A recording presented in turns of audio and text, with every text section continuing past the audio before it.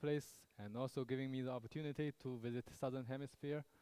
So today I'm going to talk about spin polarization in an off-equilibrium medium from both weak and strong coupling approach. So I will start with discussion of spin polarizations in heavy ion collisions, and you actually have heard a lot about it from the morning session. So I want to emphasize that the spin polarization prediction actually depends very sensitive to the structure or the interaction of particles. And motivated by that fact, so we will study spectral function of particles which characterize the interaction and in the presence of an off-equilibrium state. I will do this both at weak coupling and strong coupling. So finally, I will summarize and give outlook. So you have seen this already in Professor Voloshin's talk. So the thing is, in off-central heavy ion collisions, we have strong vorticity, and along the vorticity, global polarization of lambda has been measured. And this is actually probably the best known understood example of spin polarization. And this can be understood using this the simple spin vorticity coupling picture. And this nicely explains the collision energy dependence. And you may think that we have already understood global polarization well, but maybe not completely.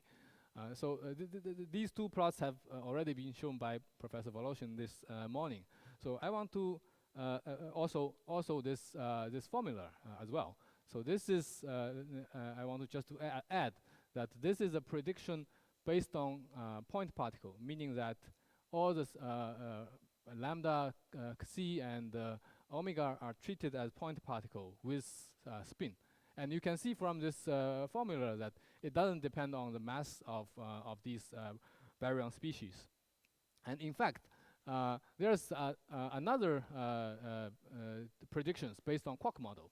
And in Quark model, so all the baryons consist of three light quarks. And in this case, based on Quark model, we can actually taken from this paper that the lambda polarization Xi and omega are related to the polarization of quark content. And so if we assume S and D quark have the same polarizations, we would obtain the following relations. In fact, if we this relation also follows from the point particle pictures. But if we compare with the preliminary data, we would see that, say, for example, this relations is not quite satisfied. It's not quite satisfied by the data. And also the relation between omega polarization and the lambda polarization, if we view this figure, it seems that omega polarization is larger than 5/3 of that of lambda. So it seems to indicate that the simple point particle picture and quark model picture are disfavored by preliminary data. So by the way, I want to point out that the reason why we have reached the same conclusion based on the two models might not be too surprising. And this is because point particle or quark model, essentially they are non-interacting interacting models. So that's probably explain why we have reached the same conclusions. And we do know that interaction plays an important role. So the famous example is proton spin decompositions. So by now we know that the spin 1/2 of protons receives contribution from spin of valence quark, spin of gluons, and the orbital angular momentum of the quark and gluons. And among them, the quark spin only contribute to about 40%. So it would be, so this already tell us quark model or point particle is not a very good approximations. So let's turn to the story of local polarizations, and we have seen this this plot in figure in Mike's talk, and this is direction of vorticity along the direction of vorticity. You can see from the flow pattern that the direction of vorticity goes alternating in sign as we go around the azimuthal angle. So if we use the same spin vorticity coupling pictures, and different groups have predicted the polarization, local polarization, that is polarization along the beam axis as a function of azimuthal angle. And it turns out, as we already know by now, that star collaboration has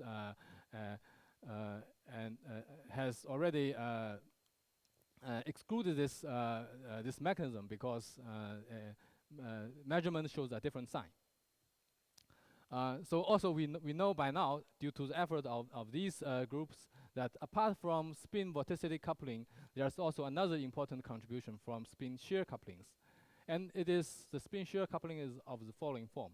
And here it is momentum dependent and also proportional to the shear tensors. And converting to the longitudinal polarization along the beam axis, it takes the following form. And this contribution, shear contribution, gives the right sign. So the hope is, by having large shear contribution, it can reverse the sign. And does it happen or not? It really, the answer depends on how you model it in phenomenological modelings. So it has been carried out by the three groups. And basically, again, here two models of lambda has been adopted. And one is the point particle model, and the other is Quark model. And for the Quark model, we know that UD forms a pair, and all this polarization is carried by S quark. And it boils down the following difference, and it boils down to, in this polarization formula, whether you use strange quark mass or lambda mass, and surely it makes great difference. So so Beccatini's group use point particle picture, and they predict the following pattern for local polarizations. And we can see the sign is partially reversed, but not entirely.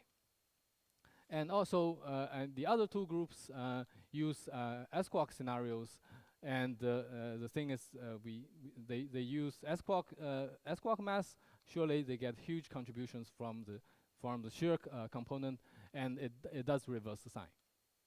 And so I would ask the same question as in the vacuum case. What about the interaction effect? And we do know the realistic lambda is neither point particle nor nicely described by Quark models. So let me try to classify possible contributions from interactions. So I start with spin polarization from free theory. So it is given by the polarization given by these expressions. So the spin can respond to vorticity, shear, and temperature gradient. And this is for free theory. This is the dispersion relations. And one possible contribution is the following. So it's from the correction to distribution functions, and I will illustrate this with the spin shear contributions. And this is the Boltzmann equations. And suppose we have we put a probe particle in a fluid with shear. So what happens is, in the left-hand side of Boltzmann equations, this term, the spatial gradient, will be non-zero, and this acts as an effective force. And this force needs to be balanced by collision kernel. And in order to have balance, so that means we already the state cannot be in local equilibrium state. I mean, in local equilibrium state, the collision term vanishes. So the state has to be driven to reach a steady state. And how much the steady state deviate from local equilibrium state? By this amount. This is a deviation of distribution function. Numerator is the size of the shear gradient. Denominator is the size of the collision, the collision size of collision kernel. And this is for 2-to-2 scattering. It's the cross section is proportional to g to the fourth. And if we take into account the deviation from the steady state effect, so what we would get is an extra contribution to spin shear coupling. It turns out, because of the enhancement of the distribution function, it leads to an order 1 contributions, not suppressed by coupling. And this has been elaborated in these works. And this is one possible contributions. And the other contributions, which has been less appreciated so far, is a correction to spectral function. So this will be the focus of my talk. What I mean by correction to spectral function is, so this is a free series dispersion relation. And this dispersion relation can be changed in the presence of off-equilibrium medium. Apart from that, and this also, in an off-equilibrium medium, the spectral function can also be polarized as opposed to the a free series case, the unpolarized spectral function. I will show this with 2 examples. So let me begin with some general discussion of spectral functions. So let's put a probe particle in an off-equilibrium mediums. And this is a definition of spectral functions. So I put particle in quotation mark because in weakly coupled theory, of course, quasi-particle exists.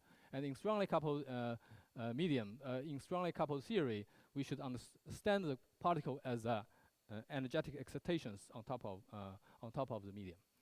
And so as long as the energy and the momentum is much greater than the hydrodynamic gradient, so we can consider the particle as localized in a fluid element. And the information about the off-equilibrium state is encoded in the expectation values. So the expectation value is the trace over density matrix of these operators. And the density matrix contains the information of off-equilibrium state. And so we will consider a probe particle in such a off-equilibrium fluid. And so in that case, the density matrix can be decomposed as a direct product of the probe particle and the fluid. So we will be consider gradient expansions. And to first order in gradient expansion, the gradient can enter either in the fluid or in the probe particles. And in practice, I will always calculate spectral function from the imaginary part of retarded functions, and we will extract from the polarized part of the spectral function to give the spin polarizations. So now I come to my first example. This in weak coupling example. So in this case, let me say that because we cannot treat baryons at weak coupling, so I will consider probe quark. So this is so because I will consider I will solve for the spectral function from retarded functions. So I put the Kadanoff-Bellman equation satisfied by retarded functions. So we will solve it in an gradient expansions.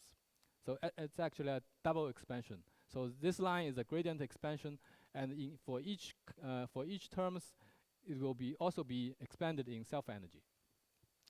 So we can easily understand the zeroth order in gradient the contributions.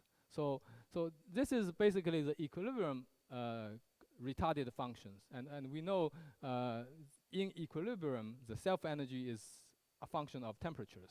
Now, since we have an off-equilibrium mediums, the temperature and fluid velocity varies from point to point. So that means this is surely not an exact solutions. We have gradient corrections to that. So the first correction is because the temperature and fluid velocity varies from point to point. The first correction is derivative acting on self-energy, equilibrium self-energy. So this is one contribution. The other, less obvious contribution is the self-energy itself can receive off-equilibrium corrections. And let me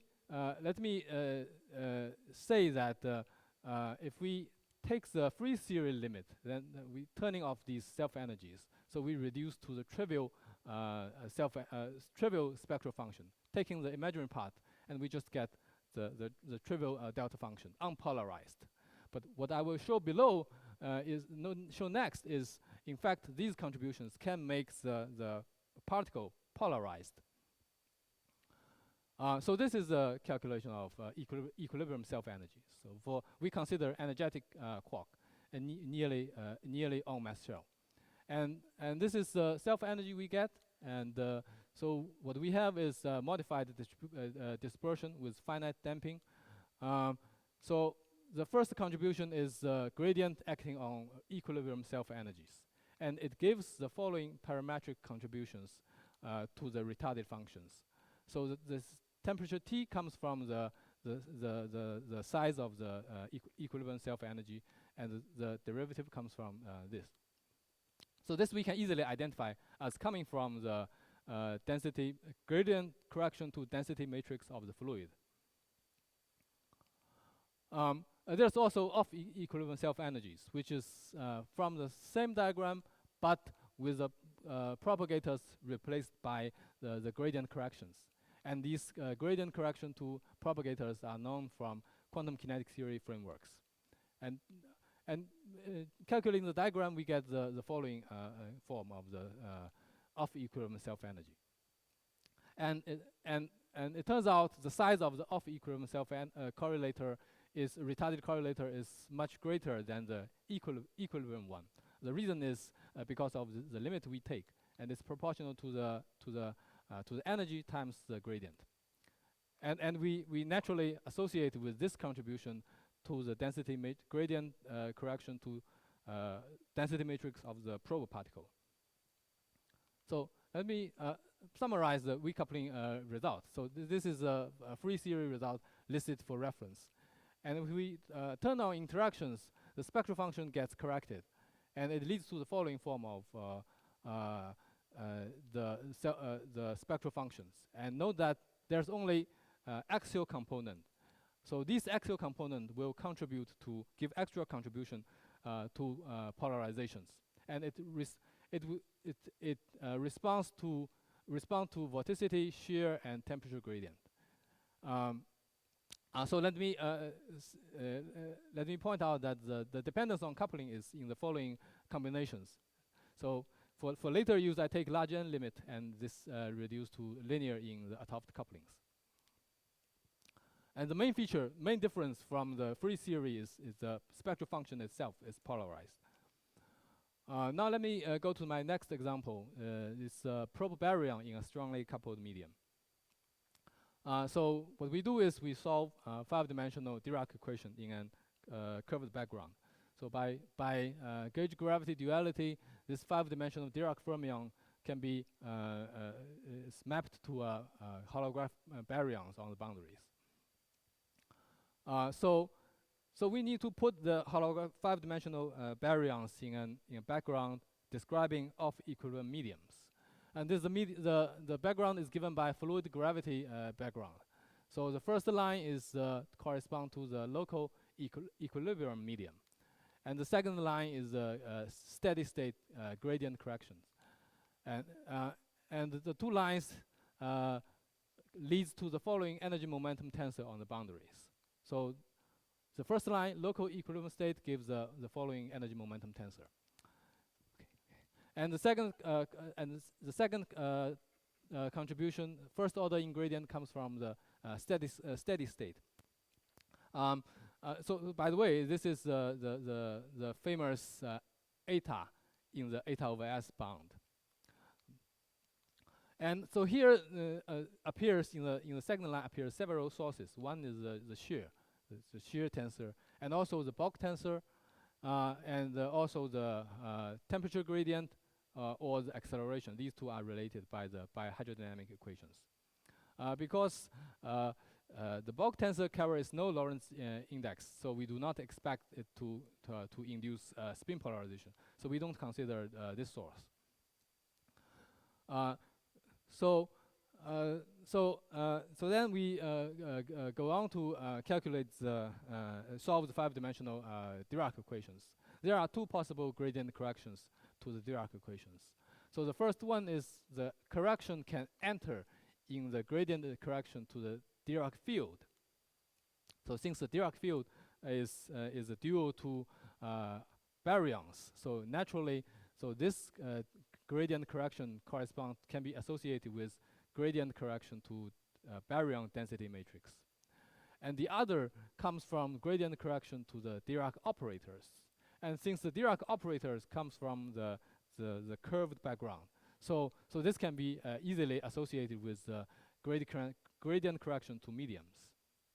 So we have it's associated with the gradient correction to density matrix of the fluid. So we already see that the background can be split into local equilibrium part and steady state corrections, and we can do the same here. So there are so this contributions term can be further split into the local equilibrium fluid component and the steady state fluid component. So now let me show the result. So we have here the rho is the spectral function. We take the polarized component of the spectral functions. So this corresponds to will lead to spin polarizations. We can see that it receives contribution from acceleration or temperature gradient, shear, vorticity, and now we can see that it's split into parallel and longitudinal and perpendicular vertical effect. And also we can see from the numerical plots that as the energy goes up, the spin response to these to these sources also gets suppressed. And one distinguishing feature is that these contributions are not zeroth order, are independent of the atomic coupling. So this is different from the weak coupling result. And so the other contribution comes from the gradient correction to the fluid density matrix, and which further split into the local equilibrium state and the steady state. So these are the possible contributions. And again, this is not independent of the strong coupling. So here's the summary of strong coupling result. So we can see that although in the metric we don't have, so in the metric it seems we don't have any source like vorticity, but it due to the gradient expansion, so the response to vorticity naturally appears. So again, it leads to polarized spectral function, and further can give rise to an extra contribution to polarization. Let me give a comparison between weak coupling and strong coupling spectral functions, and bearing in mind that the weak coupling is correspond to quark, and strong coupling correspond to baryons. And the common feature is that in both cases, spectral function becomes polarized in an off-equilibrium state. And this polarized spectral function can be further split into contributions from probe particle and contribution from density matrix of fluid. And these corrections are suppressed for energetic particles. And the main difference is the dependence on the coupling. In weak coupling case, it's proportional to atomic coupling, and in strong coupling case, it's proportional to it's independent of the coupling. So we can already tell from this.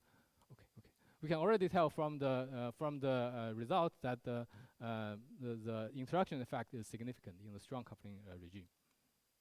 Okay, let me summarize.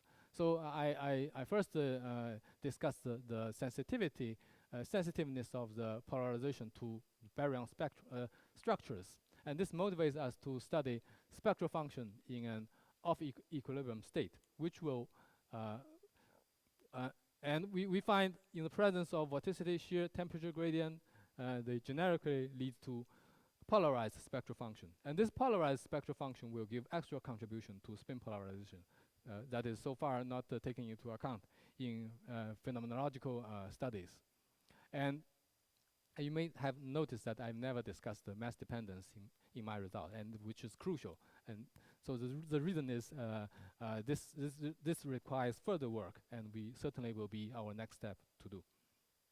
So let me go to the most important slide in my talk. So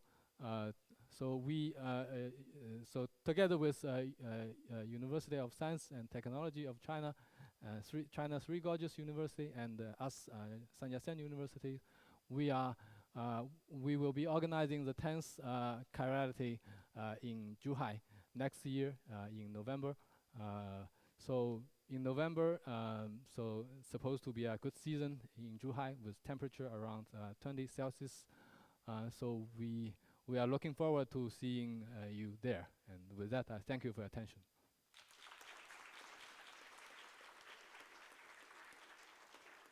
Thank you, Shu. Any questions? So thank you for a very interesting talk. So I have a general question. In the usual Bain cabin of formalism, you normally have three components for the self energies and correlators, which are retarded, advanced, and kinetic, right? And Yes. usually those three components are not fully independent; they are linked to a distribution function, right? Yes. Which is defined out of equilibrium. So my question is, in your interpretation of the formalism, you have an independent equation only for retarded component, which is a bit puzzling to me. Could you comment on that? Yeah. Retarded is special. Retarded is decoupled from the others. But if you consider lesser, indeed they are coupled. But if you take quasi-particle, if you take quasi-particle limit, the real part of spectral, the real part of self-energy, if you drop that, then the lesser functions also decouples. No, it's not the assumption for distribution function. It's the assumption for the spectral functions. If you assume the width is small, then it decouples. If the width is not in general, small, they will be linked. That's yeah. If the width is not small, then you cannot use Carnot of Bain equations. It doesn't make sense then. So any other question? Okay, if not, thanks again. Okay. Okay.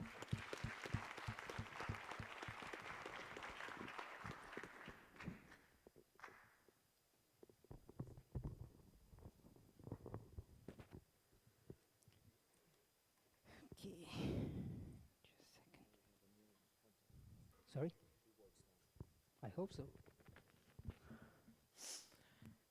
Okay, our next speaker is Igor Shovkovy. Please go ahead. Thank you. Thanks the organizers for a nice workshop. Thank you everyone here for interesting discussions. I actually learning a lot from those discussions, and my talk will be slightly off the main topics here in this workshop, but I think it's kind of very interesting, at least from the point of view of methodology. I'm going to present some results about the neutrino emission from Quark course of magnetars. The results, unfortunately, will be somewhat less exciting than I was hoping for when we were studying the project, but it's very reliable, I believe, and quite educational from that standpoint. If you look at the neutron stars, and there were not too many people actually talking about this in this workshop. If I knew, I would make slightly wider introduction. The most important thing is that there are very, very compact stars with very high densities at the center of the star, and those are very natural laboratories for studying compressed baryonic matter. What is the state of matter there? We do not know. So it could be potentially quark matter, could be some other exotic states of matter, it may be just nuclear matter. So my assumption will be that there is a possibility that that is quark matter, and then there might be some observable predictions that we would figure out from studying this, the properties of these stars. The densities are very high, and also I will be taking very strong magnetic field. Those magnetic fields are typical for magnetars, and on the surface of magnetars, the fields reach the values up to about 10 to 15 Gauss. In the interior of the star, the expectations are that those fields could be several orders of magnitude stronger.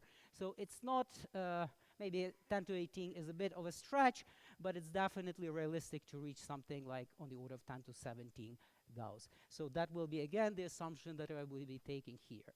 Now, whether there is quark matter in the stars or not, we do not know for sure, but there are recent indications that hopefully it does exist in the most heavy compact stars. This is actually a very simple idea that was presented about 2 years ago or something like that by measuring or estimating, probably better word, estimating the conformality estimate or measure, which is composed of these two quantities. One of them is measuring deviation of the speed of sound from 1/3. In the conformal matter, of course, that will be 1/3, and the polytropic index will be 1. So if you take both of those exactly in the conformal limit, it will be 0. Clearly, it's not reaching 0, but it's drastically dropping after a certain value of the compact star. So there is a very likely possibility that we do actually have quark matter in some compact stars. With that assumption, I have to say a few words about the cooling of the compact stars, and it's very simple. Pretty much there are two things: how much you have and how much you lose. How much you have comes from essentially the specific heat and the type of matter you carry. So if you have degenerate matter, something like a metal, it will be proportional to the area of the Fermi surface, mu squared times the temperature. If you have some gap states, of course, the specific heat will be exponentially suppressed at low temperatures. And of course, then you have very little energy to lose. You could also consider what kind of emission mechanisms you have. There are primarily two general mechanisms. One of them, neutrino cooling, coming from the whole star, therefore scaling with the volume of the star. And there is, of course, surface emission coming from the surface via photons. That is scaling only as the r squared, obviously, and the power of the temperature is very different. So at sufficiently low temperatures, of course, the surface may take over, but at the early stages, that faster emission from the neutrinos will be dominating. And of course, there are different types depending on the type of matter. There are, of course, a lot of complications because, in fact, here, close to the surface, you have a matter with relatively low density. As a result, it's actually very poor heat conductor, and it creates kind of like a blanket, keeping a large gradient between the inner and the outer layer of the star. But with all of those complications put aside, we actually have models for that. We can try to understand what is the effect of the magnetic field on that kind of quark matter if it exists in magnetars.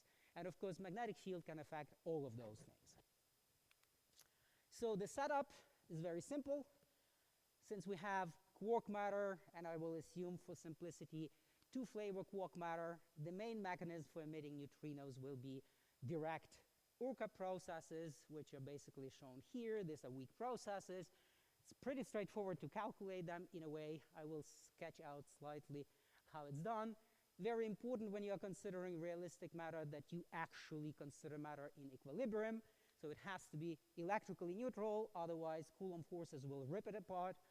And it has to be in beta equilibrium so that the reaction in two different directions from U to D and from D to U go with the equal rates, and that's your beta equilibrium. Neutrinos have the mean free path, which is extremely large, and in fact, as soon as they're produced, they leave the star, so that's going to be relatively straightforward to take into account. Just a few words about the calculation.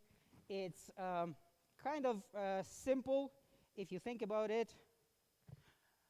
There is only one complication. If you consider quark matter without interactions, quarks satisfying that beta equilibrium condition, you will realize that the sum of the two radii, the U plus E, will be equal exactly to the D radius of the Fermi surface, and that means that all three vectors would have to be collinear. Because the neutrinos actually carry so little energy compared to the Fermi momenta of those three types of particles that approximately you could neglect that in the momentum conservation, and you will find that all of those large vectors have to pretty much be collinear.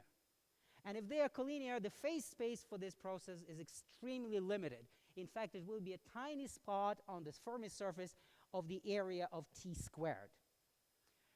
Now, if you consider interaction effect, and that goes back to Iwamoto's calculation back in the 80s, you will find that the Fermi surfaces of the quarks, they're slightly depressed in radius. They're smaller than mu. So basically, there is this VF here, which is getting a correction of the leading order in alpha S. And as a result, those two are slightly compressed.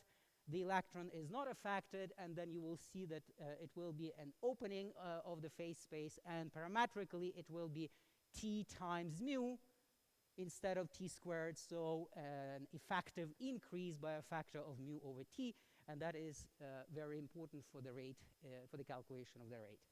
So that's basically the result that was known. I will be using this result as a reference point, so that's why I wanted to point it out. In order to calculate the rates. And I should say these rates have not been calculated in the presence of very strong magnetic field with very good precision, and in fact with very good approximations. There were only a couple of papers that I found. They were sketching out the ideas for doing this, right?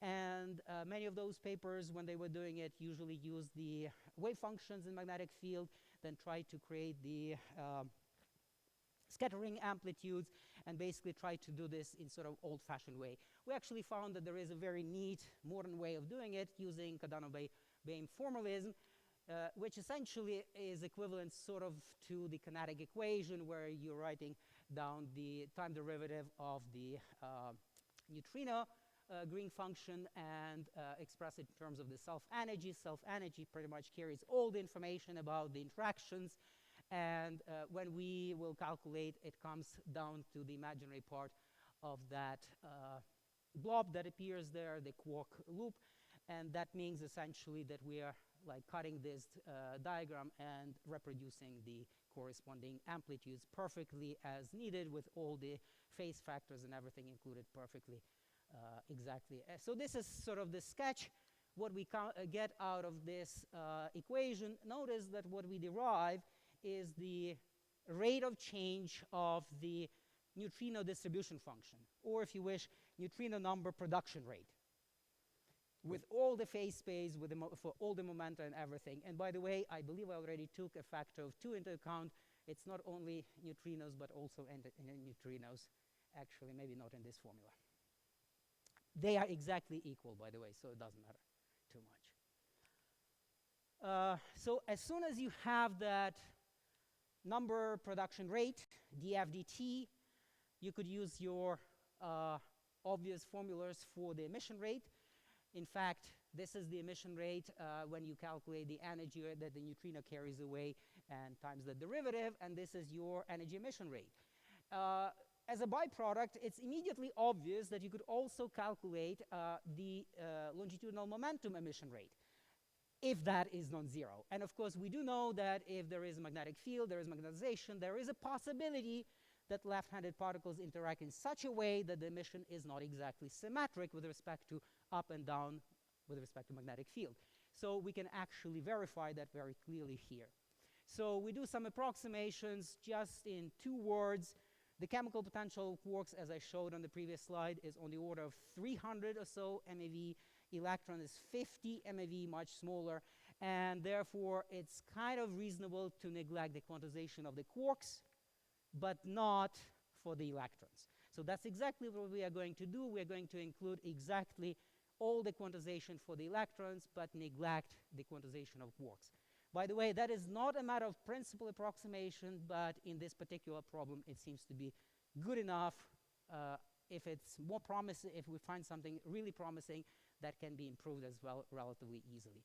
We take all the other approximation as needed, including those Fermi-liquid corrections, and of course, take into account exactly all temperature effect.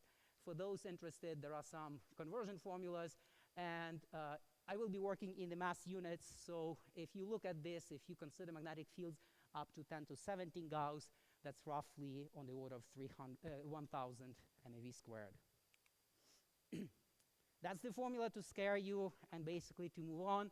Just wanted to say that, of course, this is an explicit formula. We can take into account all the sums of Landau levels, everything. That's not important. The important is the actual result. And I should say the result that are showing with this spiky behavior, somewhat similar result have been found previously in the context of nuclear matter.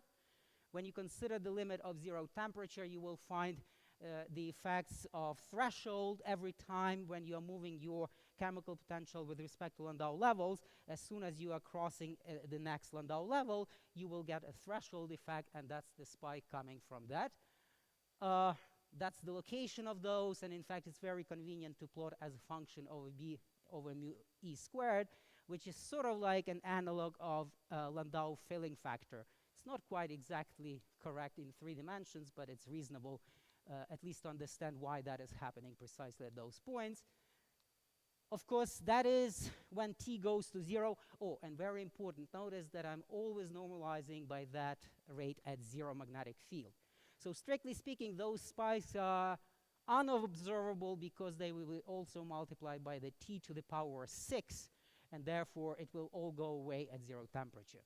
If you consider finite temperature effect, you will see that all of those spikes immediately softened out, or attenuated if you wish, and you see your sort of standard solid state physics observables in magnetic fields, something like the Gauss-Van-Alphen or Shubnikov-Degas effects, depending what kind of observable you're looking for. We are not considering either of those two, but it's very similar in the neutrino emission. You could actually plot this as a function of magnetic field in conventional units. Notice this is log scale, and the previous result was probably stopping somewhere here.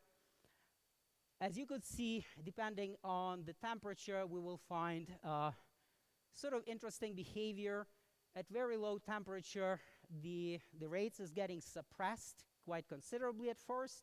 Well, considerably meaning something on the order of 20–30% or so. But if you increase the temperature, it approaches closer and closer to that 1, and essentially you see relatively little effect until extremely large magnetic fields. And this is your dashed lines. This is your lowest Landau level approximation, that if you started with that, you would be very, very optimistic about the outcome, but obviously it will be very, very wrong. The interesting thing, I believe the most interesting thing, is the longitudinal momentum emission, which we can easily calculate with this formalism and find the corresponding results. As you could see, there are some general similarities to the energy emission. And if you look at that, there is something that might trouble you, because as you could see, this is not sign positive or sign negative. It's actually changing the sign depending on the context.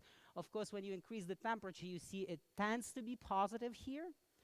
But I didn't show you everything yet, and as you will see in a second, it is truly not sign specific. It actually could change the sign under certain conditions, especially in the case of very strong magnetic field. In fact, here you will see that at sufficiently low temperatures, at sufficiently large magnetic fields, there is actually a possibility that that net neutrino emission momentum is going not in the same direction, but actually in the opposite direction.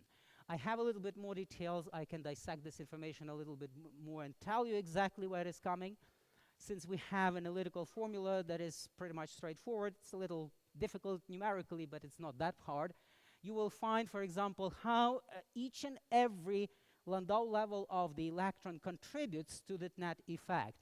Of course, when you have relatively small magnetic field, a lot of Landau levels are contributing, and the peak is coming from those levels which are very close to the kz equals 0, basically on the poles of the Fermi surface of the electrons.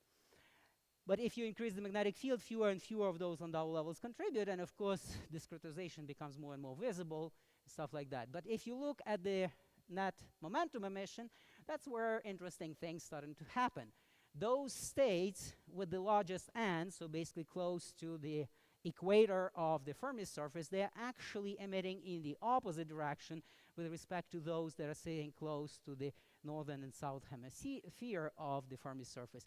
And this is the reason why in some cases we'll find that in fact the net effect, when you sum them all up, this is just a sum of all of those contributions, may end up to be negative or positive. There is a way of studying carefully the effects of that Fermi liquid correction effects. And if you understand anything, basically the bottom line is it was very hard to satisfy the momentum relation when you had the zero magnetic field. With the non-zero and especially strong magnetic field, the perpendicular momentum is not a problem anymore, and in fact satisfying the momentum conservation becomes much easier. And in fact you see that with the increasing of the magnetic field, the difference between the dashed lines without and solid lines with Fermi liquid corrections become closer and closer together, because it pretty much plays less and less role as you increase the magnetic field. The net momentum emission becomes kind of tricky without those Fermi-liquid corrections. It seems like the momentum emission almost zero on average, and that is a bit puzzling. But if you take into account the Fermi-liquid corrections, they have the tendency to be positive. It's very important. I think something got lost here in the PDF file. What I wanted to tell you that I'm also normalizing this by the emission, energy emission at zero magnetic field, because obviously that is zero without the magnetic field.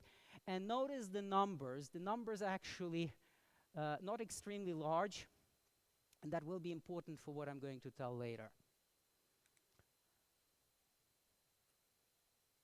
If you do have a net non-zero longitudinal momentum emitted from the star, it's very natural to suggest that there might be a so-called neutrino rocket effect. If the neutrino tend to go in one direction, then the star will be kicked in the other direction, and that will provide potentially a large kick velocity. Observationally, we know that some pulsars have the velocities on the order of 1,000 kilometers per second, and those are kind of difficult to explain. So in the past, there were ideas about this emission from quark matter, going back to that paper from 2008 by Jürgen and Irina. And they were estimating it super naively, just taking the spin polarization, literally how many spins up and down, and taking this formula. And of course, as soon as you increase magnetic field more and more and get to the lowest Landau level, that becomes 1, and voila, you have a lot of emission. Well, that naive formula does not work. From the actual microscopic calculation now, we have the estimate of that value, and I kind of summarized order of magnitude value from the numerical data I showed you, and it appears to be given by this formula reasonably well. And if you use this formula and then calculate the estimated pulsar kick velocity, so you take that momentum, integrate over the time of its cooling, you could turn that into the eta times eta epsilon dot, and of course the energy integrated over time could be turned into specific heat over temperature, and this way you will find the estimate that is absolutely sad. It's really only giving you something on the order of a few kilometers per second.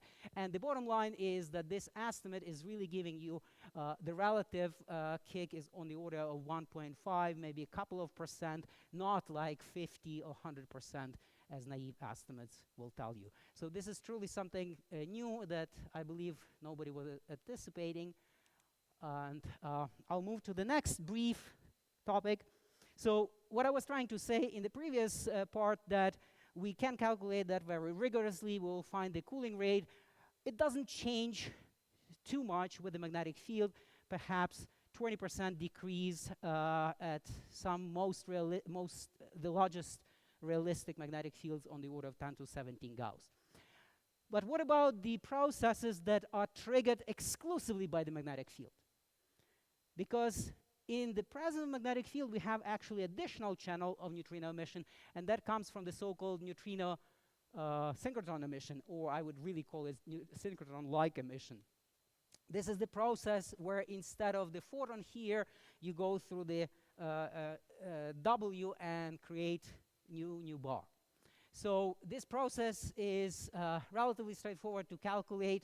In the case of nuclear matter, and actually almost any kind of matter in the complex stars which has electrons but no quarks, it was actually extensively studied in these papers. Again, the papers are kind of somewhat difficult to read because they use this slightly old-fashioned method, but if we use now the same Cardano-Bay method and recalculate it, we can also reproduce that result. But more importantly, they were claiming that in certain temperature density regimes, that was dominating for complex stars. The natural question is it the same for quark matter? Now, if you study the quark matter, you could actually use the same method. I'm not going to show you that again. This is sort of one of the final formulas that we obtained for that neutrino emission rate. It's relatively simple, just a couple of integrals. And the important fact here is that still we have a lot of Landau levels filled out. So if I take it literally, in some cases on the weaker side of the magnetic fields, I have to fill out something on the order of thousands of Landau levels. Calculating that, well, conceptually could be kind of difficult. There is, however, in math literature, a lot of nice approximations for Lagrange polynomials which describe Landau levels, and you could find them in terms of the Bessel functions when certain limits are satisfied, and that's precisely the limit we have here for very large n. We can find those approximations and rewrite physics essentially not in terms of two different sums over two types of Landau levels from where it starts to where it ends, really in terms of essentially one sum over the difference near the Fermi surface. All of those processes happening in a relatively narrow range around the Fermi surface, where the n's could be very, very large, but delta n, the one I denoted by S, could be relatively small. And in this case, really, there are only two low energy scales in the problem. It's essentially the temperature, how much you are smearing those Landau levels, and the other one, what is the separation between the Landau levels at the Fermi surface. And those are the only two parameters that matter, and therefore you could express all your physics in terms of this single ratio. And if you analyze that formula, that's exactly what it does for you. And you will find the result in a form relatively straightforward, where this unitless function is basically something starting from a constant and then exponentially decreasing at strong magnetic fields. And that's because when the magnetic field is strong, the separation between the Landau levels is much larger than the temperature, and therefore it becomes really difficult for those processes to happen. So you could analyze also very carefully how it changes with the magnetic field. So depending on that ratio, the ratio of discretization over the temperature, if the discretization is very tiny, you will see many, many series of transitions with a fixed delta n. So think of this as delta n.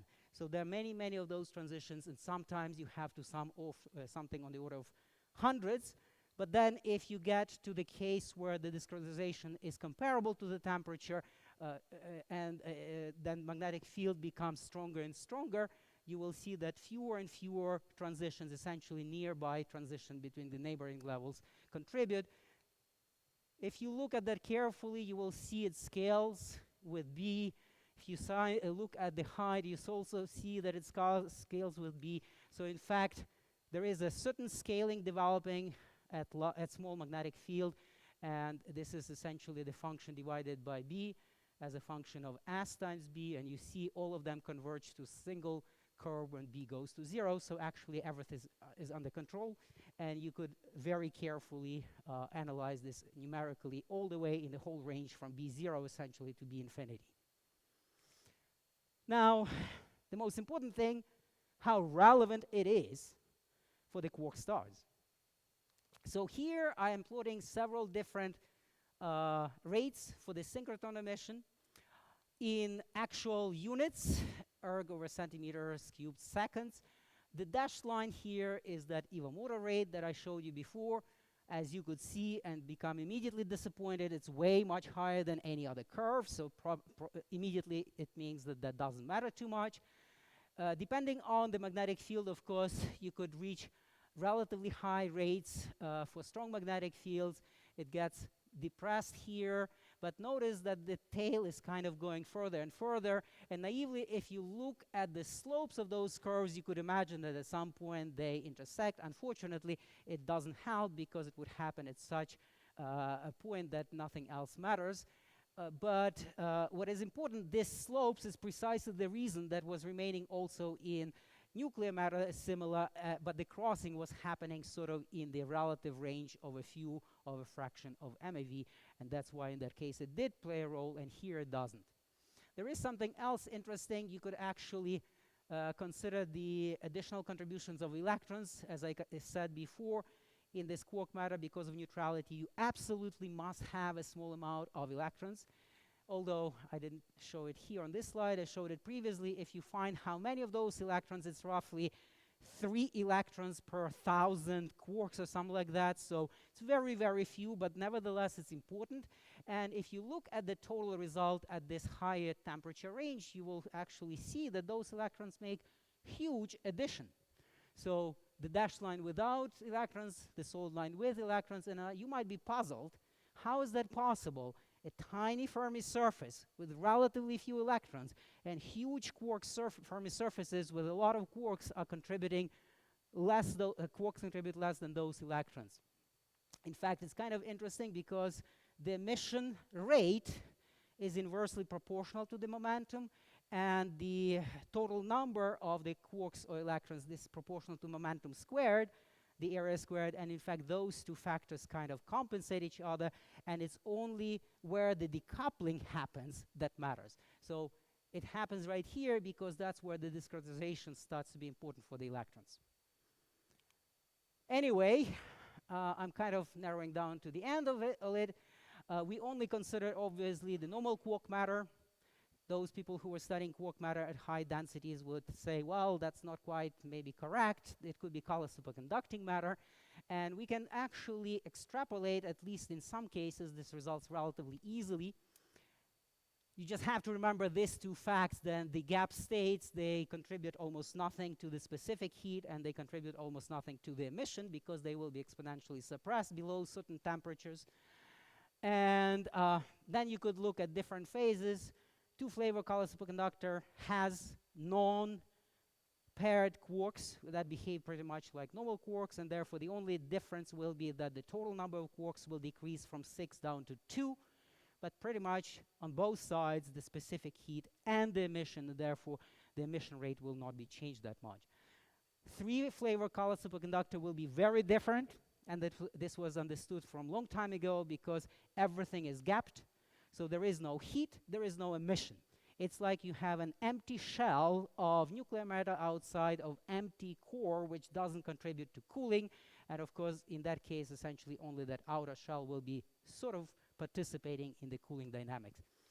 The most not trivial is the possibility of this one flavor spin 1 color superconducting phases where you could have unusual gapping where those gaps disappear at certain nodes or points on the Fermi surface, and then estimating the same rates will be a little bit more challenging, so that's the task for the future.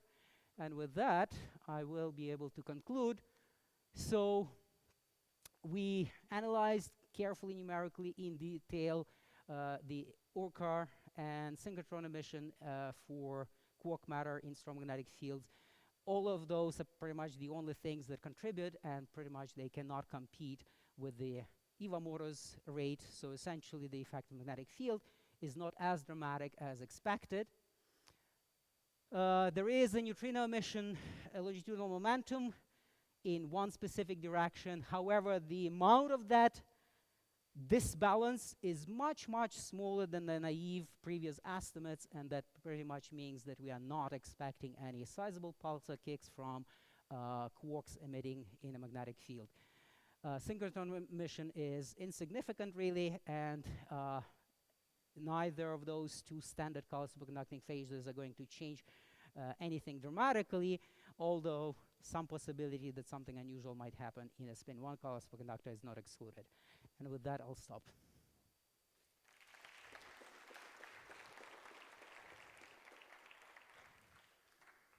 Okay, questions? Let me start there.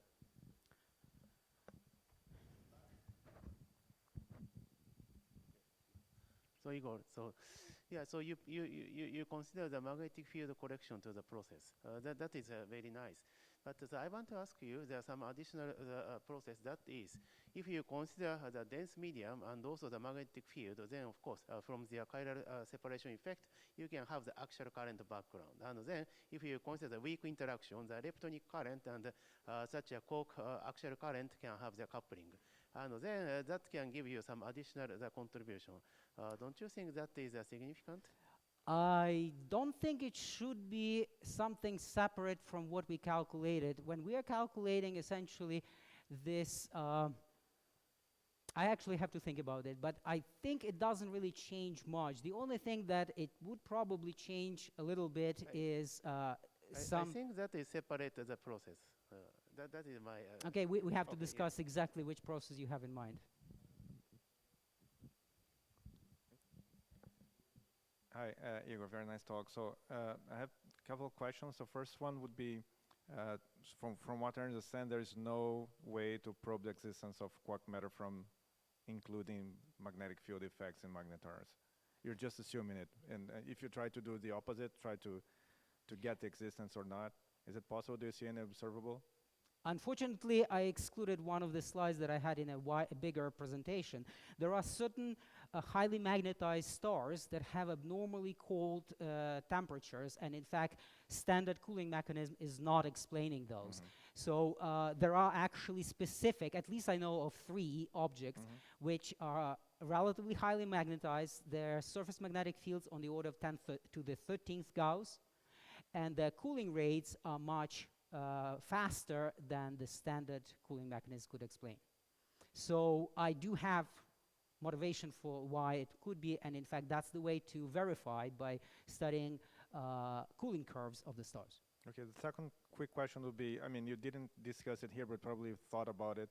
So putting a mantle of hadronic matter would probably modify this because you have other processes contributing to. The direct worker would not be the most important one and so on. Have you thought about the modification that they Absolutely. would bring about? Typically, the surface emission starts to be important after thousands of years. So essentially, I'm considering the early stages of the cooling, where it's a very hot core of the star, relatively cold surface, and in fact, because of that blanket effect, you have kind of slow leakage of the heat from the interior to the surface, and it cools also from the surface all the time, but it doesn't compete with draining the energy from the interior. So it's early stages of the cooling, and the early I mean sort of first 10,000 years.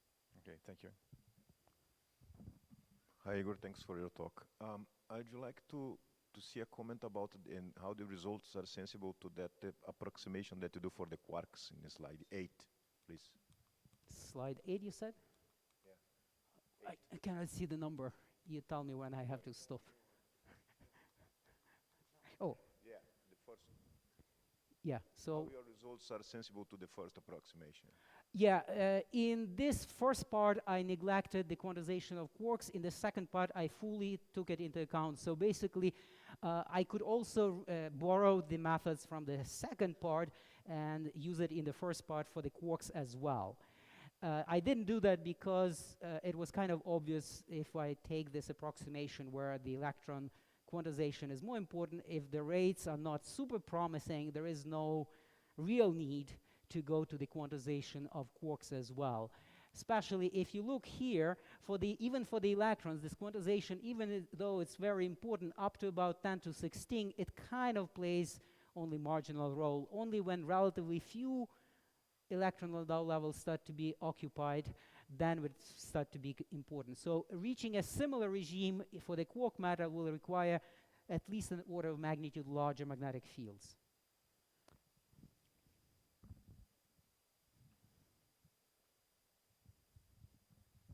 Thank you. Very quick. Thank you for your talk. I wanted to ask questions similar or in the same spirit than Kenji's. In the paper of mine that you quoted, that was like a warm-up attempt to see what were the limitations of this idea of the rocket effect. One of the limitations we found is that the mean free path for the neutrinos tends to be short. So immediately there are diffusive processes in which there is no way that even if there is emission, as you're talking about here, there will be rocket effect. So it's not necessarily that there is not enough phase space, but there is some diffusion. But the fact that you observe these kick velocities calls for some new input, and Kenji mentioned one possibility. What we decided to test was, given that neutrinos have masses now, we know, then there is the possibility to have also magnetic moment. And so what happens if you consider a flip transition? So the question that I wanted to ask you here is, if you had some flip from left-handed to right-handed, then you would, of course, increase the emissivity and put in this context, which is very detailed study of the effect of magnetic field, would be very interesting to see whether or not that effect makes sense. I didn't look quantitatively at that, but considering that neutrino masses are so tiny, I know, that's why I'm saying I didn't do the actual quantitative estimates, but considering that those masses are so tiny and the temperatures we are talking about million times or thousands of times higher, it seems a bit unrealistic to me, but in all fairness, it's something that has to be analyzed quantitatively before the final conclusion is made. So I'm not saying it's not there, but I think it seems unlikely to me naively, but it has to be studied. Okay, thank you very much, Igor.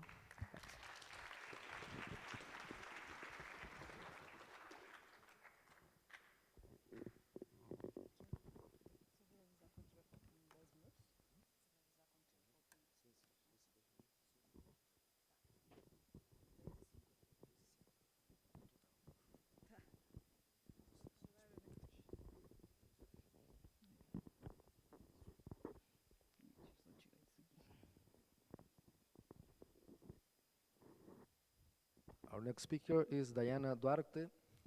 Please go on. Oh, okay. Good afternoon, everybody. First, I would like to thank the organizers for the opportunity to speak for you here today. I'm going to talk about a work that is being developed by my PhD student, and it is related to what William said yesterday in his talk, but in a different context. I mean, we are studying the effects of the proper regulation, the regularization of the divergences of the model, of chiral models at different medium effects. So, yes, this is the brief outline of this presentation. We'll give a little motivation and the role, talk about the role of the regularization of the divergent integrals, how to include finite magnetic effects on the color superconductor phase in the QCD diagrams, and some final comments. The main motivation, of course, is the better understanding of the QCD phase diagram. People have been exploring this diagram from different points of view and using different approaches along the years.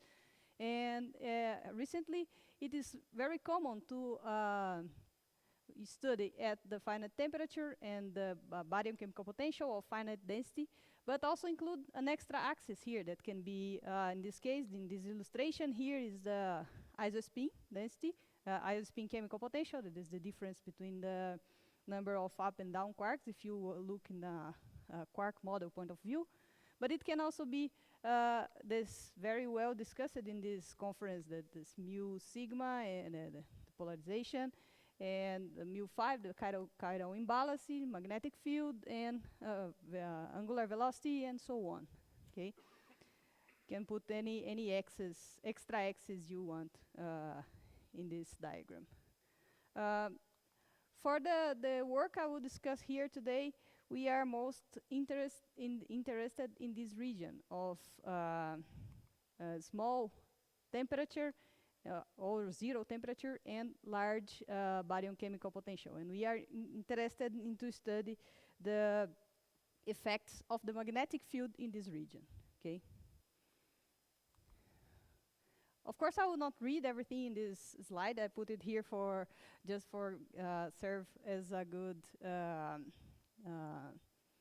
guide for if you want some interesting applications of the magnetic field in the context of compact objects. And they are very different there are many different studies that that verify what is the effect of the gravitational waves, for example, in how it affects the inner structure of the the stars, for example, how it changes the microscopic structure of a neutron star crust. It can affect the nuclear pasta geometry from the 10 to 15% when the magnetic field involved is very high. And the the charged gluon vortices in the neutral two-color superconducting matter can be it's a good candidate to explain why the magnetic field in the inner of the magnetars are so intense. Okay, and this very interesting study from this year, it is showing that the magnetic field induced frequency shift in the post-merger gravitational wave spectrum that can make the analysis of data very complicated, because the sign caused by this magnetic field can be confused with the signs of a possible phase transition that could be happening in this context. So this is only for the reference. Okay, as I mentioned in the previous slides, I will talk about the color superconductivity system. And this problem have been studied in the literature since the end of the 90s. And people have, the interest in this kind of system have been increasing recently, again, because it can be a possible composition of the inner of the compact stars. In 2006, these authors, Farias, Dolabona, Gaston Krein, and Orimar Batistel, they studied a system where they have this kind of color superconducting phases. And usually in this kind of models, when you start to work with this kind of model, you have a gap equation that will determine the value of delta. That is something similar to this equation 2. The 2 here is just because I just took a print of the paper.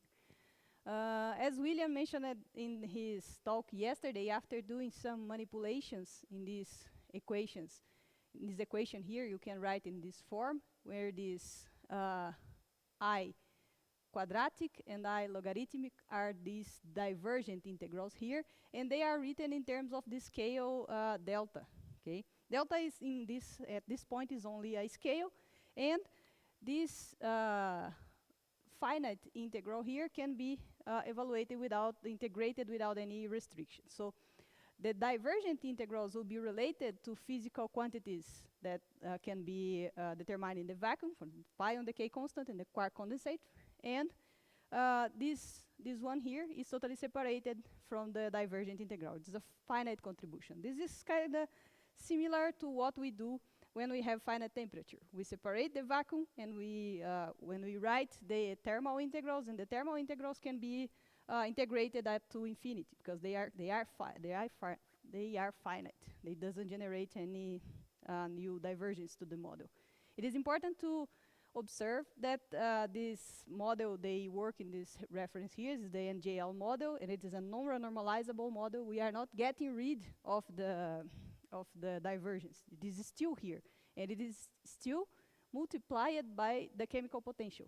Okay, this integral here is still divergent. It is this integral here, it's logarithmic divergent, but it is still multiplied by mu5. But the main difference is that this integral here, you can use three-dimensional cutoff to regularize, or you can use a form factor, you can use Pauli Villers.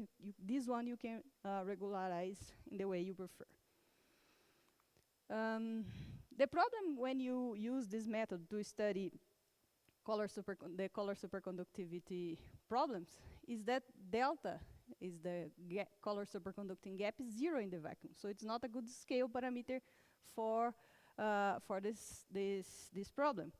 But a simple way to avoid this problem is to change the scale to the quark mass in the vacuum, because in the vacuum, when the temperature and chemical potential is equal to 0, the system is in the broken phase, and you can chiral broken phase, and you can evaluate the effective quark mass. In this case, this quadratic divergent integral in this scale delta can be related to the same integral in the scale m and a finite part. This is also this logarithmic term here. And this is the quantity that can be related to the physical observables. The quadratic one is related to the quark condensate, and the logarithmic one to the Pion decay constant. So again, this integrals are still divergent, but now in a scale m, and m where m is the effective quark mass, and these terms here are totally finite. So if we come back to the gap equation I showed in the previous slide, this is the new form of this equation, where we don't have more any divergent integrals. I mean, they are still here. They are these terms here, but they are replaced by the quantities that we can evaluate in the vacuum, the physical quantities that can be determined in the vacuum. It doesn't depend on any medium contribution. Recently, in the more recent modern implementations, we are calling this method the MSS, medium separation scheme, MSS. And now you can see that the integral related to the gap equation changed slightly. Now we have this energy dispersion relation that includes the effective quark mass, and we have the chemical potential, and we have this delta. With the same procedure, we can obtain the separated already in terms of the scale m0. That's now m0 is the effective quark mass in the vacuum. I mean, that temperature, chemical potential, any chemical potential you can put in your work, magnetic field, everything is equal to 0. And the capital M is the effective quark mass that depends in all the medium contributions. You see? Now, just talking about some successful applications of this MSS scheme. This part William already talked yesterday also. The lattice simulations and the Dyson-Schwinger approach for a system that include a chiral chemical potential show that the pseudo-critical temperature for the system is an increasing function of the chemical potential. Okay, and they doesn't present a critical endpoint. In the Dyson-Schwinger approach, here they use mu. This is the axes are inverted. They use different values of quark chemical potential. These are represented by these critical endpoints here, but they are not related to the critical endpoint in the T against mu5 diagram. But this behavior could not be obtained by any effective quark model before the use of MSS. So here they have results for the mass that is proportional to the condensate. When it means mu5 increases, the mass also increases because the condensate increases. And as a consequence, the critical temperature, pseudo-critical temperature, as a function of the chiral chemical potential also increases, which is already obtained by different approaches. And the results are not restricted only to the numerical results. We can show that the chiral perturbation theory prediction for the chiral density is that the chiral density is a linear function of mu5, and this coefficient here is proportional to the Pion decay constant squared. When we use what we call here TRS, is traditional regularization scheme, it consists only in replace that integral in from 0 to infinity to an integral from 0 to lambda, where this lambda is a scale of the model. And here we have everything mixed. We cannot say anything about how the chiral density behaves with the chiral chemical potential. But for MSS, we recently showed that it is a linear function of the chemical potential, and actually the coefficient is the same expected by chiral perturbation theory predictions. Another application is the two-color QCD, where in this case, contrary to what happens at final quark chemical potential in three-color QCD, in this case we don't have sign problems. So it is possible to simulate in the lattice, and the result is that delta is an increasing function of the chemical potential without any decrease.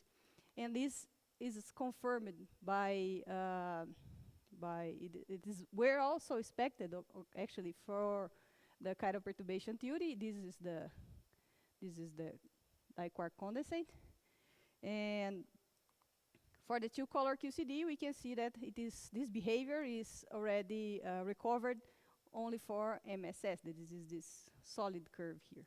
The dot dashed is the chiral perturbation theory, and the dashed is the traditional regularization scheme. This is the delta as a function of the baryon chemical potential.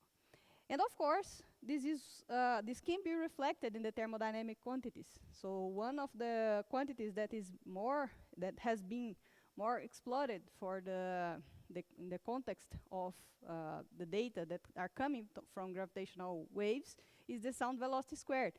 That it is shown that if we want to reproduce the equation of state that comes from gravitational waves, we need to have a sound velocity that increases, have a peak, and then decreases to approach the conformal limit.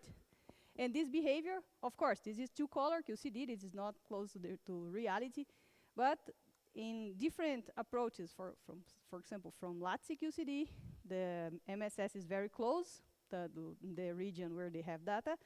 And if we extend the validity of the model, it seems to converge to the conformal limit also. Now, related to the main topic of this work, it was in 1999. There was one of the first studies of how is the behavior of the gap color superconducting gap with the chemical potential. They show that it's increasing function. Delta is an increasing function of the chemical potential. It's a linear function, actually. This is only a constant. And some corrections to this formula doesn't seem to change this analytic behavior. So this is the same study I mentioned previously, and this solid line here is the result for the MSS that that time they call cutoff independent regularization scheme.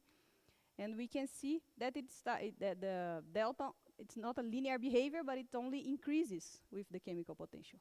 What is not obtained if we only replace the upper limit of the integral by cutoff lambda. You can see that this is a 2006 result, but this year it was confirmed by a group from Bubala that where the authors use renormalization group consistent treatment to avoid the cutoff artifacts, and they are showing that the delta only increase with the magnetic fields. Okay, now the work that is being developed by Francisco, that is one of the collaborators of this presentation. He's studying the SU2 and JL model, so in the presence of an external magnetic field. So in this case, in the first line, we have the usual NJL model, and with external magnetic field given in this covariant derivative here. And if we want to introduce the color superconducting effects, we need to include this di-quark coupling. This comes with a this is a psi or psi bar. This is quark or anti-quark. And Norberto and his group have a very complete discussion in this context, is in this reference here. From this thermodynamic Lagrangian density, we obtain this thermodynamic potential here, where these functions f of x are given like this. And there's a thermal contribution and a linear one. And you can see that when we replace for these dependencies here, it will be the dispersion relation for each charge of the possible charge of the quarks. Okay, this alpha n here takes into account the degeneracy of the lambda levels, and this n here for me is the sum of the number of lambda levels. Okay. Right. At the zero temperature, we can that expression is resumed to this expression here with this Q is the value of the charge. And we have a theta function in the term of charge 0 and in the term of charge 1, but not in the term with charge 1/2, okay? And the dispersion relations are modified like this. This P perpendicular squared is given in this form here for the different values of the charge. And, oh, sorry. Oops. How can I come back? Okay. Yeah, now it works. You can see that this integral here, and also both of these terms here, they are integrated from minus to plus infinity, and the square root relation, that is the dispersion for the different charges. Of course, all of these integrals are divergent, and they need also to be regularized. The most common ways of regularizing, the most simple one, is to replace the usual cutoff lambda to a lambda that depends on the Landau levels. This in the reference, Norberto called it sharp function regularization, and this lambda n is this square root here. Is a function of the momentum, but it depends on the Landau levels. The second way is to multiply this whole integrand for a smooth function. This is very similar to multiply by a theta function, but a smooth theta. Okay, so you can choose different forms of these form factors here. But if you look to the behavior of the mass or of the quark condensate as a function of the magnetic field, you can see that there are many weird oscillations that start to appear in the system that are strongly related to the Vas-van Alphen oscillations. Because when they exist, they are associated to the filling of Landau levels at finite temperature, but it is not at finite density. But it is not the case, because this plot is for mu equals 0. Okay, and the black curve, you can see that it doesn't show any spurious oscillations, is the one obtained when we completely separate the contributions that are related to the magnetic field from the divergent integrals prior to regularization.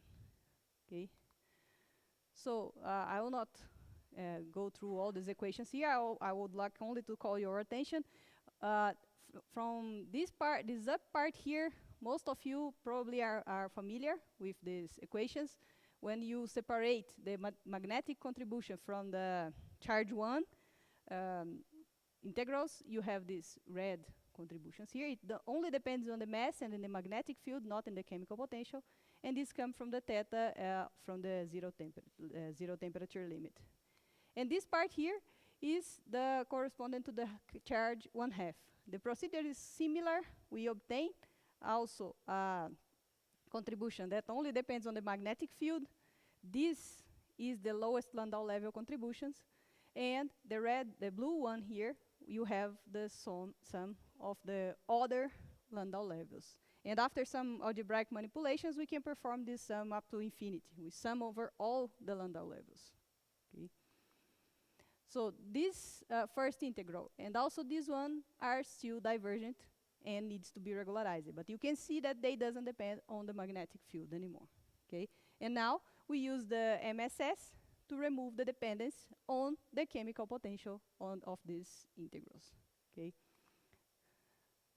Here we have, in the previous plot I showed from Norberto's paper, they have the mass as a function of the magnetic field, but for zero chemical potential. Here we have for finite chemical potential. We can see that the behavior is completely different from what is expected. The black solid curves are magnetic field independent regularization, and the green one, it is quite similar. It is obtained with MSS. For the mass, the behavior is similar, it's close to each other, the behavior, when we use TRS plus MSS or plus MFIR, or MSS plus MFIR. You can use these both cases.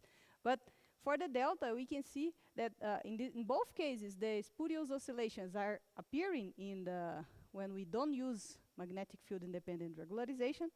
But we can see that the magnetic field independent regularization with only TRS predicts a small value of delta for at high values of chemical potential. In this curve, we can see with more details. This is delta as a function of the magnetic of the chemical potential for a fixed magnetic field. This is something like 10 to 17, the smallest one, and 10, more or less 10 to 18 Gauss.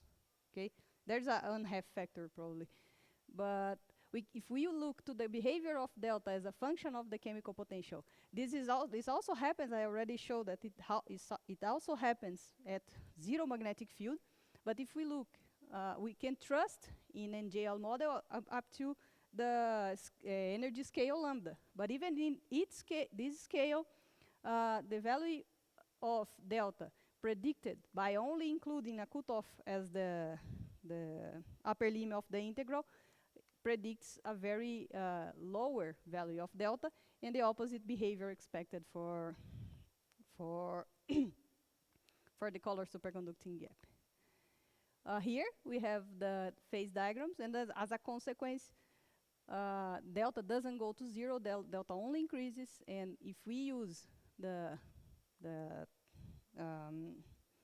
upper limit lambda in the integrals, it is expected that at high values of density, the system come back to the normal phase, and it doesn't happen. Okay. As I gave you a motivation for the to applications in compact stars, we can see that the effect of having a non-zero color superconducting gap in the high density regime is to soften the equation of state when when compared to the case where the delta is equal to zero. Okay, these are some preliminary results. This is sound velocity squared parallel, and this is the perpendicular contribution when we consider the anisotropy in the pressures. And these oscillations here, they are not, in this case, they are not unphysical. They are related to the filling of Landau levels, because in this case, we are working at finite density. This should be here, okay? And so only some final remarks. I'm running out of time.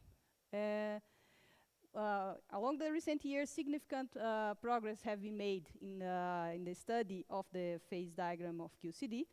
But it is important to note that magnetic fields are important depending on the context you are working. In this case, when we are planning to apply this study to the description of stellar matter, it is important to take into account the magnetic fields. And also, it's important to be careful in the treatment of the divergence when you work with non-renormalizable theories. And that's it. Thank you.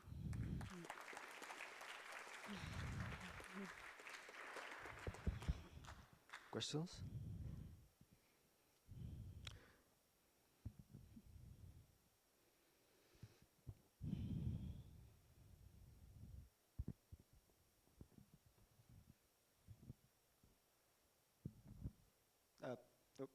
Hello, Dyana. First, I would like to thank for the talk, the nice talk. I would like to understand if you could comment more about why the delta increase with the chemical potential when you exchange the renormalization scheme. I think that in MSS. It is expected from different methods and the different approximations. When we can do different approaches, they also predict that let me come back. The delta increases with chemical potential. But if you look to the expressions, let me see. Yeah, this is the integral for the gap equation. This I forgot to put the definition of A here, but A is proportional to A squared is proportional to delta squared. Okay, so we have delta squared multiplying something that will be a constant. This will be a constant. Here we have delta squared also, that would be, in this A here we have also delta squared. I1 doesn't depend on delta. And this integral here almost doesn't contribute for the total gap equation. So if you plot this as a function of the chemical potential, there is nothing that make it decrease with the chemical potential. So the decrease is only a characteristic of cutting the high momentum integral, and you are cutting important degrees of freedom close to the Fermi surface that makes the delta decrease with the chemical potential.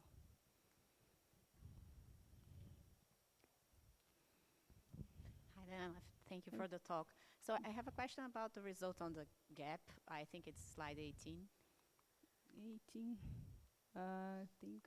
So my question is regarding the order of the transition. Is it my impression that it's first order? Do you have like a jump? Yes, it's first order. Yes. In this case, I mean, I forgot to mention also that the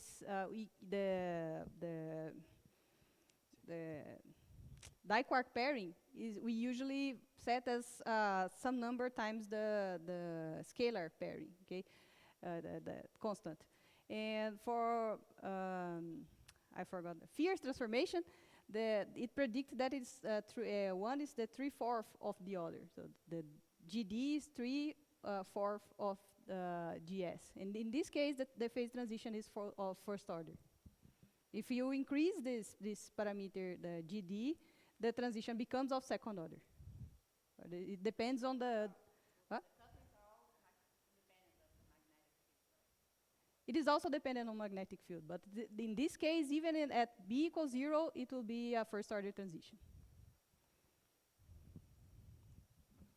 Nice talk, Diana. Just a curiosity, you present this plot for the speed of sound, and this has oscillations, right? Did you verify the corresponding mass radius diagram, and what is the behavior of the stars for those cases? Not yet. This is a preliminary study that is being performed. I mean, if you want to do a mass radio, you should include color neutrality and beta equilibrium conditions to work in the stellar matter. In this case, is the first approximation. We are only considering the gauge where the blue quark doesn't participate in the pairing, but red and green participate. So in this case, we cannot. It doesn't make sense actually to look at the mass radio curve. Okay, thank you.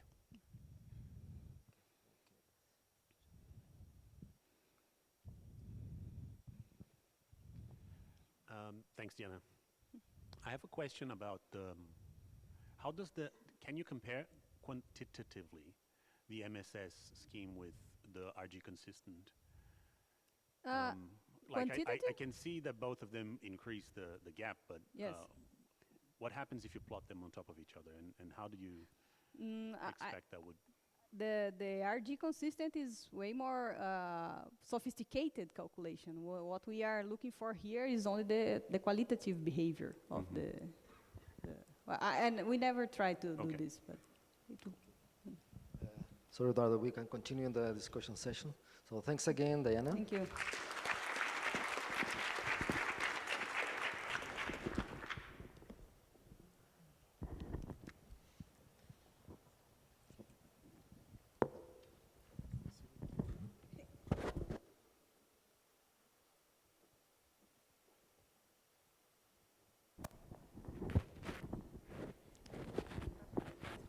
So our next speaker is Osvaldo Ferreira.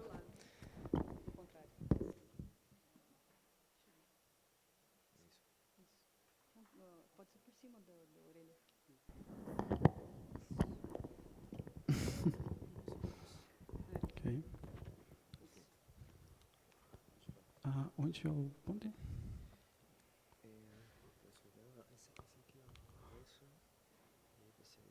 Okay. Okay, so my name is Osvaldo Ferreira. So first I would like to thank the organizers for the opportunity to be talking here. So this work, today I'm going to be talking about chiral symmetry breaking and Pion condensation in the early universe. So do you guys still hear me?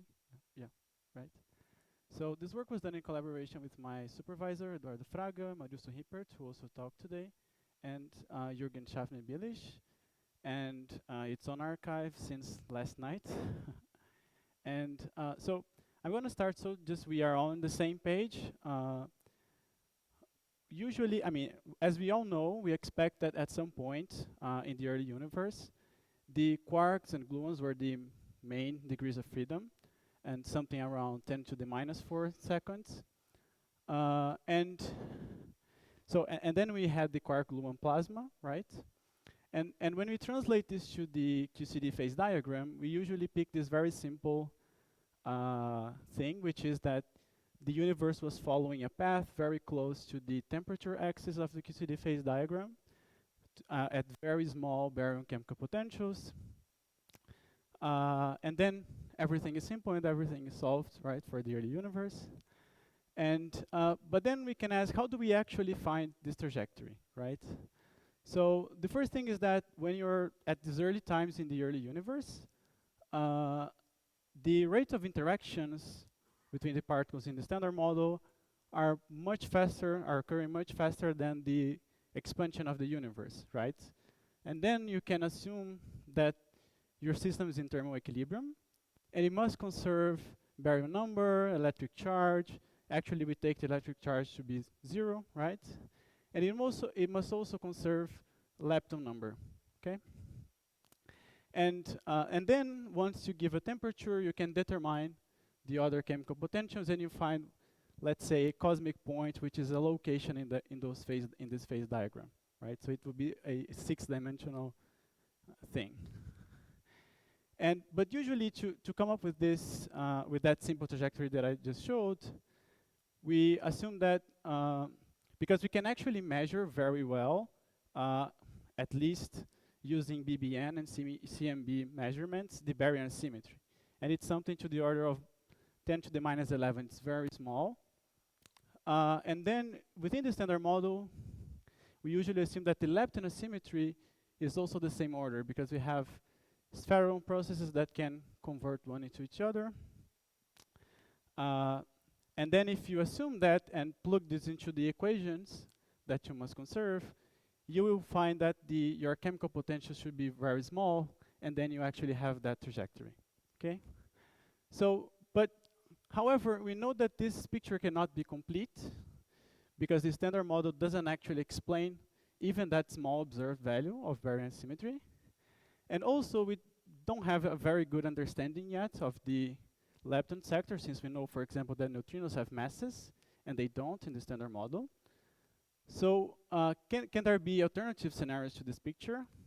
And then, so one thing you can ask is, can the lepton sector that we still have this poor understanding somehow help? And there are some people that propose that you could have something which is called leptogenesis, that this lepton sector will help you generate the observed baryon symmetry, okay? So I'm not going to be talking too much about this thing here, but what is relevant for us is that they usually predict that you will have a relic non-zero lepton asymmetry. And then the question I'm going to be making is, if you have this non-zero lepton asymmetry at the QCD epoch, can this change the QCD physics that is happening there, right? So, and it actually can, right? So some people have been looking into this. And usually they were looking, they were trying to see if once you have this lepton asymmetry, can we have a quark-hadron, a first-order quark-hadron phase transition in the early universe, right? Because you have to keep this charge neutrality and other conservation equations together, and this can somehow increase the other chemical potentials, right? But what they turn out finding out is that frequently the charge chemical potential gets really, really large, larger usually than the baryon chemical potential. And quite frequently they were finding that you could have, for example, Pion condensation, right? And then later, people re-examined that. I think Gergo was even on that paper. And they noticed that the relevant quantity to see if you can have Pion condensation is actually if you have an imbalance between the lepton asymmetries, right? So, for example, if the sum of the electron and the muon, it can balance out the taus, but for example, for this, the electron and the muon asymmetries will have to be smaller than the tau, right? So you can keep the sum equal to 0. This will satisfy any constraints from experiments you can have. But what is relevant is that they may be different, right? So this is, I'll take as an assumption, and this is fully in agreement with all we know from CMB and BBN measurements. Okay, so then is actually where I start to actually make the questions that we are trying to address. So given this big picture, what I'm trying to answer here is, okay, so let's say we can have these lepton symmetries, and that we know from previous works that it can change the QCD physics that come later. So what can we tell about the transitions we may have later? How does the order parameters behave, and quantities like the trace anomaly, speed of sound? And what are the implications in terms of observations of such phenomena, okay? So to do that, I'm gonna employ maybe the simplest thing you can do, right? So if you remember, we need charge neutrality, and we need baryon number conservation, and we need lepton number conservation. So we need to keep in our QCD model the temperature, the charge, and the barochemical potential finite, right? And since we are also interested in Pion condensation, so you also must keep the Pion condensate in your equations.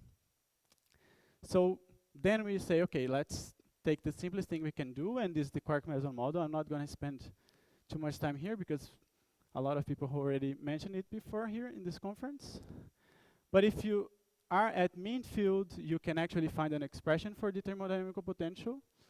And at least at this first stage, we will drop the vacuum terms, but of course they can be relevant to the physics of the QCD phase diagram. And if someone wants to discuss the details of our choices and how it compares to lattice, for example, we can talk later. But then, and for the leptons, I'll just assume that we have a gas of free leptons at the same time, okay? So, and then to find the trajectories, now you have to go back to those conservation equations, and we actually have to add the minimization of our thermodynamical potential with respect to the condensates, right? So I'll have the sigma condensate, and I'll have the Pion condensate to consider. And our cosmic point, let's say, so that point on the phase diagram, now have two more coordinates, which are the values of the condensates, okay? So those are the results. So what is this picture telling us? So in the background, we have, just for reference, actually, the phase diagram that we have for our model, right? And I fixed the baryon chemical potential to something like 100 MeV, which is kind of the average you usually get. You can get higher and you can get lower, but I took like an average value just for visualization, okay?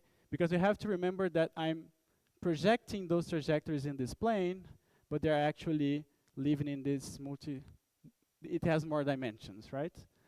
So the light blue line is just half the value of the sigma condensate, okay? So it's given a reference where the chiral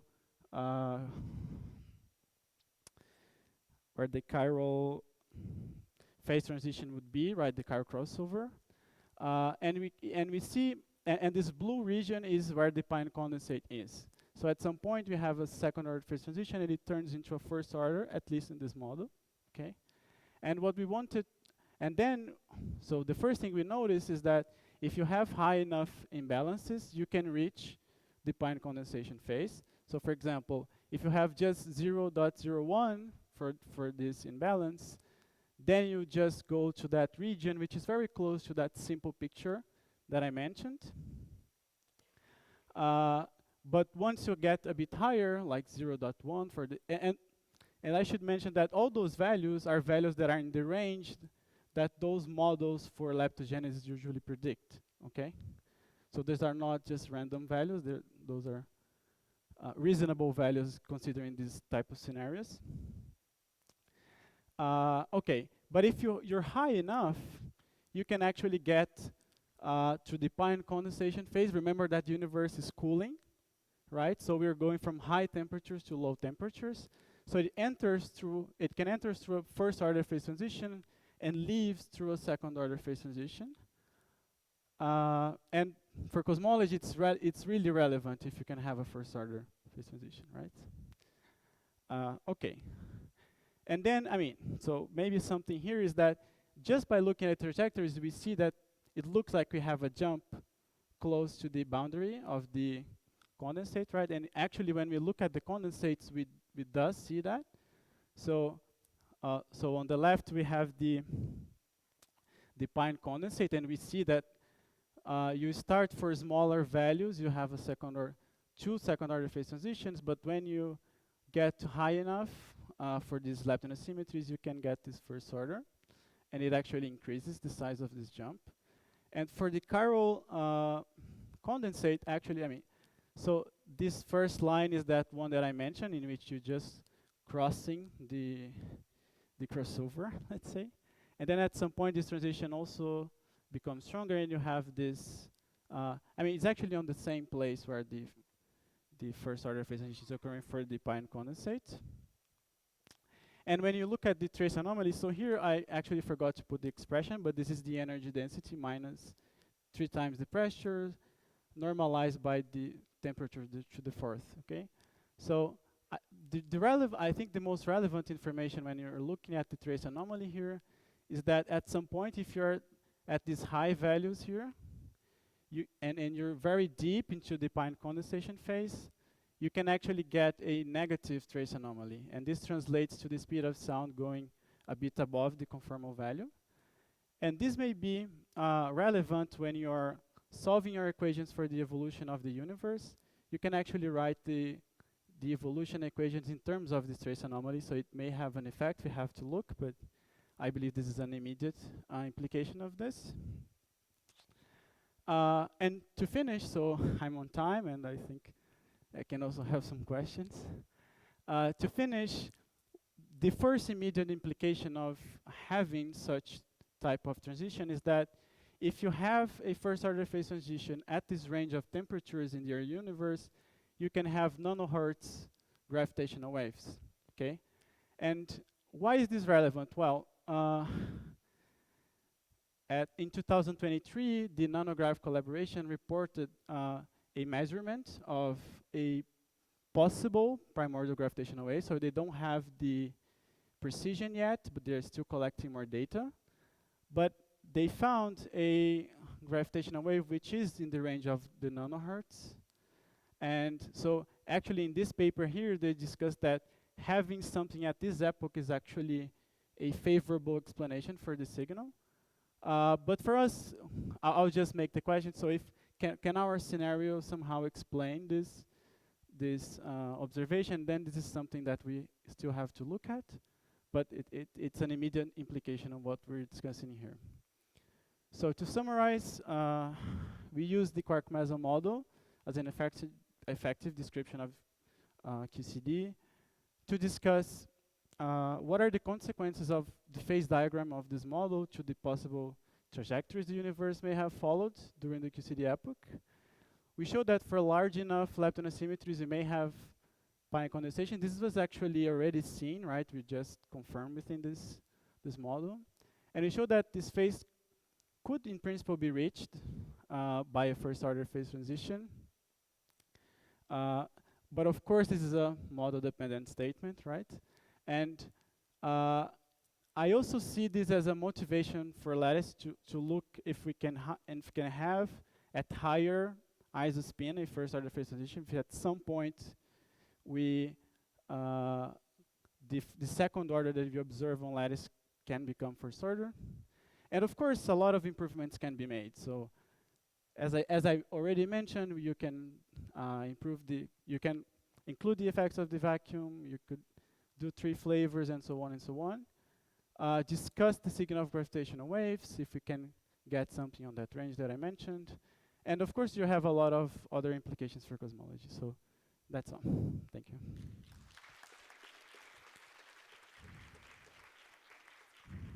Thank you, Osvaldo. Questions? Thanks for the talk, Osvaldo. And I have a really naive question. You claim that the first order phase transitions are really important for cosmology point of view, right?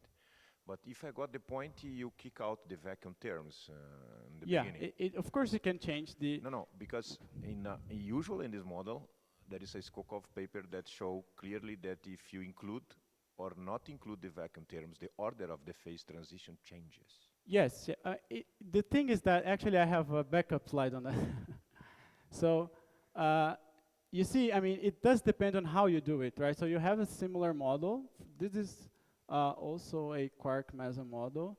So if you just do it with a cutoff, for example, it will just, it won't change the fact that you have a critical point, but it will change the boundary of the Pion condensation phase. If you do it using, I think it was functional renormalization group here, it changed the order, but also the shape of the boundary is very different. And very recently, I think Gargo was also on that paper, they managed to find some really good agreement with lattice here also. But I mean, here we just choose to, I mean, we wanted to set up a scenario, right? And as I said from the beginning, this is a very simple model, and of course, for me, it's actually a good thing that you can exclude the scenario if you don't find it at very high isospin on the lattice, right? If you don't find this transition, then this is essentially doesn't work. But I think this is a good thing that you can test your hypothesis, right? Okay, thank you. Yeah. Yes, thank you, Osvaldo, for a great talk. I actually have the same question as what Ricardo just asked. So on the lattice, we don't see such a strong first order phase transition, because I mean, you showed the jump of the Pion condensate, it was huge, right? So what we see is really that at high temperature, the condensate is becoming tiny. It's non-zero, but very, very small inside the Pion condensate phase. So even if there would be a first order phase transition, the latent heat would be very, very small. But my question is actually, is this first order section there because you also go to non-zero baryon chemical potential because you're at non-zero charge? Or is it already there at the non-zero isospin direction at 0 mu b? So you mean if I take mu b to equal to 0, yes. Would I still have the transition? I still have the transition. Is it still first order? Yeah, it turns into first order, yes. So, but for example, we talked to Bastian, and he told us that we still don't know if at some point at higher isospin you could have a first order. Of course, it doesn't have to be as strong as it is here, but if it's there somehow, it can still have important implications, right? So that's, I mean, we're not saying, we're not aiming at a precise description of this epoch, of this phase diagram. We're just trying to say, I mean, let's say you have a phase diagram that looks like this, so what could be the implications? And okay, so it's a simpler question, I think. Short question, or yeah. So actually, in this paper that you show here on the right, we found that there is a particular technical thing that you have a term which is order mu squared times Pion condensate squared, for which you have to do an additional wave functional renormalization. Did you encounter this already, and did you? Yeah, I think if we really treat the vacuum term, as I mentioned, we will probably find something like this. But at this, I mean, this is a first try on this direction, right? So it's. Thank you. Yeah. Okay. Any other question? So, thanks again, Osvaldo. Let's go to the coffee break.